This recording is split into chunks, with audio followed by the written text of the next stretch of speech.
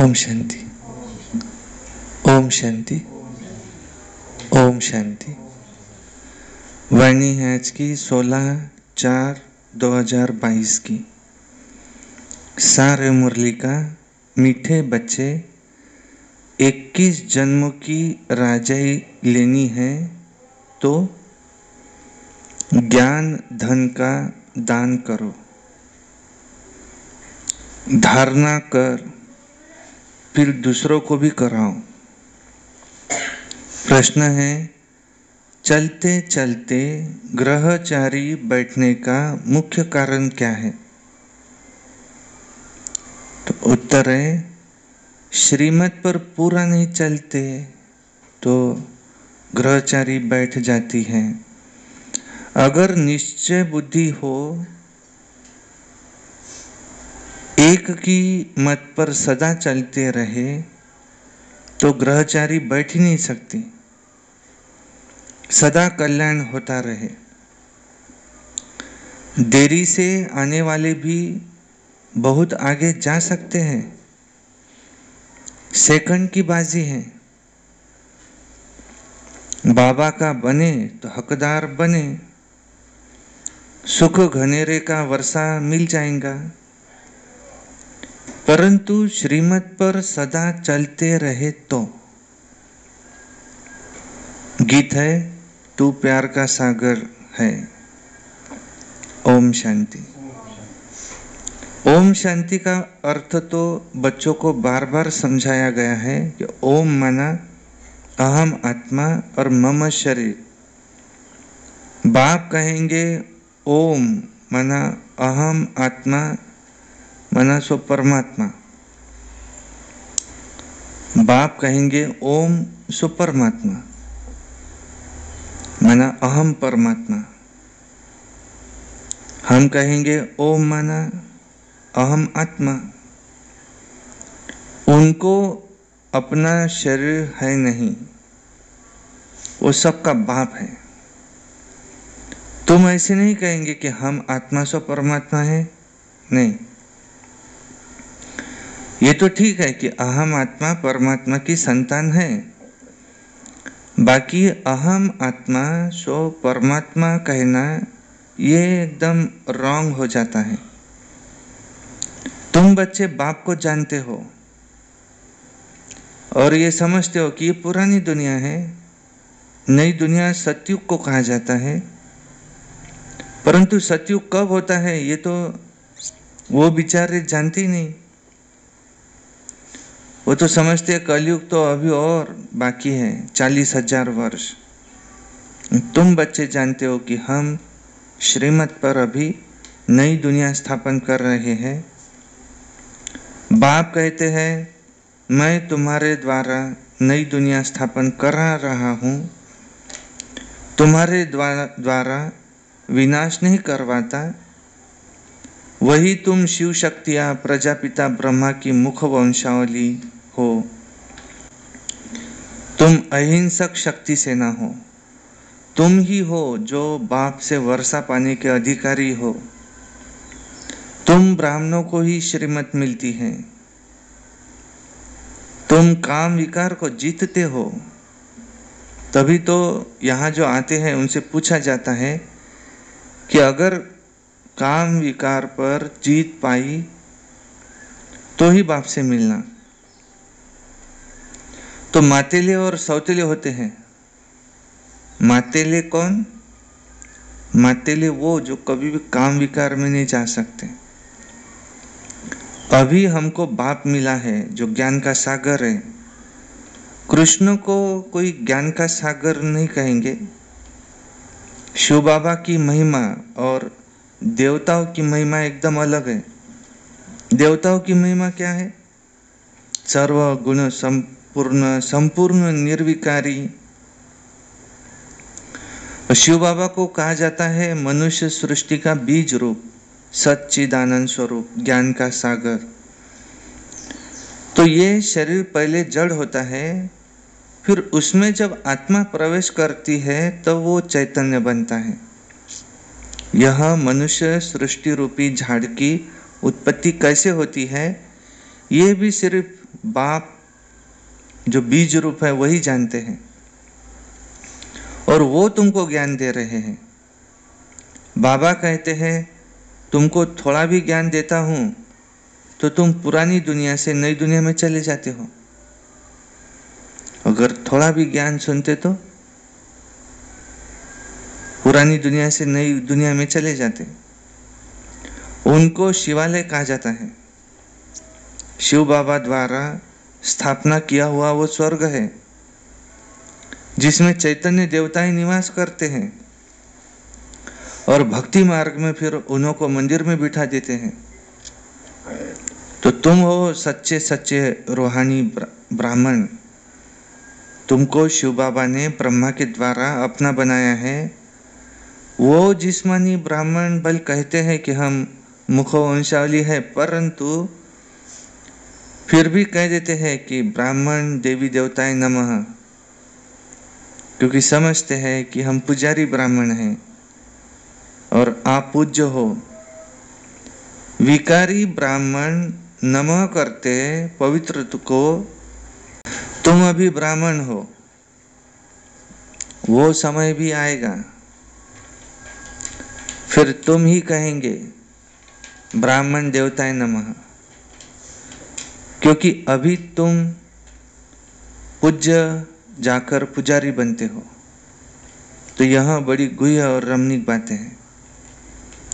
जो श्रीमत पर चलने वाले हैं वह इस रीति धारण कर और औरों को भी करा सकते हैं। जैसे बैरिस्टर सर्जन जितना पढ़ते हैं उतनी दवाइयाँ व पॉइंट्स बुद्धि में रहती है। नाम तो वकील होगा परंतु कोई लखपति और कोई कुछ भी आमदनी नहीं होगी। तो यहाँ भी ऐसी है। यहाँ भी नंबरवार दान करते हैं तो उसका एवजा उतना मिलता है। तब तो कहा जाता है धन दिए धन न खूटे। वहाँ दान करते तो अल्पकाल के लिए दूसरे जन्म में मिलता। एक जन्म में साहूकार के घर में जन्म लेते, एक जन्म के लिए साहूकार के घर में जाते। यहाँ तो एक ही जन्म के लिए राजाई के अधिकारी बन जाते। तुमको सब पॉइंट्स नोट करनी चाहिए। तुमको कागज पर देख भाषण नहीं करना है, परंतु बुद्धि में रख सब भाषण करना है। जैसे शिव बाबा ज्ञान सागर, ज्ञान का सागर है, पतित पावन है, ऐसे तुम बच्चों को भी बनना है। एक बच्ची ने लिखा कि हमारा बाप टीचर था, आप भी हमारे बाप टीचर हो, परंतु वहाँ है हद का, यहाँ है बेहद का। बेहद का बाप बेहद की बातें सुनाता है, हद का बाप हद की बातें सुनाते।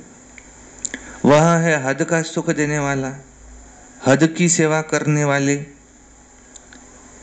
उनको सर्वोदय नाम रखते। तो ये भी झूठ है, क्योंकि सर्व माना सारी दुनिया पर दया करने वाले, और वो कोई सारी दुनिया पर दया तो करते नहीं, फिर उनको सर्वोदय नाम कैसे रखते? बाप ही है जो सर्व पर दया कर पावन बनाते हैं। वो तत्वों को भी पावन बनाते हैं। एक ही दुनिया होती है, वही फिर नई से पुरानी बनती। ये भारत ही स्वर्ग था, भारत ही नरक है, ऐसे नहीं बौद्धिक खंड क्रिश्चियन खंड कोई स्वर्ग था, नहीं। एक बाप ही सबको दुख से छुड़ाने वाला है, इसलिए उनको हेविंगली गॉड फादर कहते हैं। लिबरेटर भी वही है, गाइड भी है, उनको सब याद करते हैं। बाप कहते बच्चे अब टाइम बहुत थोड़ा है, अब क्या करो, देह सहित सबसे बुद्धियों घटाओ। अब हम अपने बाप के पास जाते हैं, फिर आकर राज्य करेंगे। मुख्य हीरो एंड हीरोइन का पार्ट तुम्हारा है। यथा माँ बाप तथा बच्चे सब पुरुषार्थी हैं। पुरुषार्थ कराने वाला एक ही है, परमपिता शिव परमात्मा, अति प्यारा है। भक्ति मार्ग में भी उनको याद करते हैं, परंतु उनको जानते नहीं, ऋषि मुनि आदि भी कहते थे ना कि रचता और रचना बेअंत है, बेअंत है। तो आजकल के गुरु कैसे कहते कि हम परमात्मा को जानते हैं, और कोई तो कहते हैं हम ही परमात्मा हैं। देलवाड़ा मंदिर में आदिदेव का चित्र है और नीचे काला दिखाया है, और फिर अचल घर में सोने का रखा है, नीचे तपस्या कर रहे, ऊपर में स्वर्ग दिखाया है। तो ये हमारा ही यादगार है, पतितों को पावन बनाना। तो ये तो बाप का ही काम है। और ये कब हुआ? ये तो संगम पर हुआ ना। भक्ति मार्ग वाले भी होंगे। बाबा इस शरीर के द्वारा, ब्रह्मा बाबा के शरीर के द्वारा अपना जड़ मंदिर यादगार भी देखते हैं, समझाते हैं कि मैं देखता हूं कि यह हमारे यादगार बने हुए हैं। तुम भी अपना यादगार देखो। पहले तुम भी नहीं जानते थे कि यह हमारा ही यादगार है, अभी तुम जानते हो कि जो पूज्य देवता थे सो फिर अब पुजारी बने हैं। हम सो देवता, हम सो क्षत्रिय। तो हम सो का अर्थ भी तुम जानते हो। नई दुनिया सो पुरानी कैसे बनती, नहीं बने तब तो पुरानी का विनाश हो। ब्रह्मा द्वारा स्थापना तो जरूर यहाँ होनी चाहिए, कि प्रजा यहाँ रचते हैं। सूक्ष्म अवतन में तो ब्रह्मा अकेला बैठा है, रचना रचकर पूरी की तो फरिश्ता बन गए। तुम हो प्रजापिता ब्रह्मा, मुख वंशावली, ब्राह्मण कुल भूषण, सर्वोदया लीडर जो कहते हैं ना, वास्तव में तुम ही हो। श्रीमत से तुम अपने पर भी दया करते हो तो सर्व पर भी दया करते हो। श्री श्री शिव बाबा बैठ तुमको श्री माना श्रेष्ठ बनाते। अब श्री श्री वास्तव में एक को ही कह सकते, पतित पावन सर्व का सद्गति दाता एक ही है। बाकी तो सब है असत्य, झूठी दुनिया। इसमें जो कुछ बताते देखो यहाँ सब झूठी झूठ है। रचता और रचना के बारे में भी झूठी तो बताते हैं। बाबा ही आकर के तुमको सच बताते हैं। इसको सत्यनारायण की कथा भी कहा जाता है। तुम ज्ञान से देखो क्या से क्या बन रहे हो। श्रीमत पर जितना चलेंगे उतना तुम उच्च पद पाएंगे। बेहद के बाप से बेहद का वर्षा लिया जाता है, इसलिए श्रीमद् भगवद गीता कहा जाता है। बाकी शास्त्रों ये उनकी रचना है, और गीता है माई बाप। गीता खंडन करने से वर्षा किसको भी नहीं मिलता। ये बातें तुम बच्चे ही जानते हो। ऐसे भी नहीं कि जो पुराने हैं वही होशियार होंगे, नहीं, कई नए पुरानों से भी तीखे चले जाते हैं। देरी से आने वाले भी ऊंच पद पा लेते हैं। सेकंड की तो बाजी है ना। बाबा का बना और हकदार बना। अगर कोई ठहर नहीं सकते तो बाबा क्या करे। अगर निश्चय बुद्धि हो तो श्रीमत पर चले बस। जैसे उस कमाई में दशा बैठती है ना, वैसे यहाँ भी दशाएं बैठती हैं, ग्रहचारी बैठ जाती है। क्यों? क्योंकि श्रीमत पर नहीं चलते। बाकी तो बिल्कुल सहज बात है। बाबा मम्मा का बच्चा बना तो सुख घनेरे का वर्षा मिलता ही है, इतनी सहज बात है। एक की मत पर चलने से कल्याण है। जिसको तुमने आधा कल्प याद किया, अभी वो तुमको मिला है, तो उनको तो कैसा पकड़ लेना चाहिए। तो इसमें मूंझते क्यों हो? बाबा कहते हैं फिर से ड्रामानुसार राज्य भाग्य देने के लिए मैं आया हूं, तो तुमको मेरी मत पर चलना ही होगा। बुद्धि से मुझे याद करो, और कोई तुमको तकलीफ नहीं देता हूं। स्वर्ग का वर्षा भी तुम पाते हो। कल स्वर्ग था, आज नरक है, अभी फिर से स्वर्ग बनना है।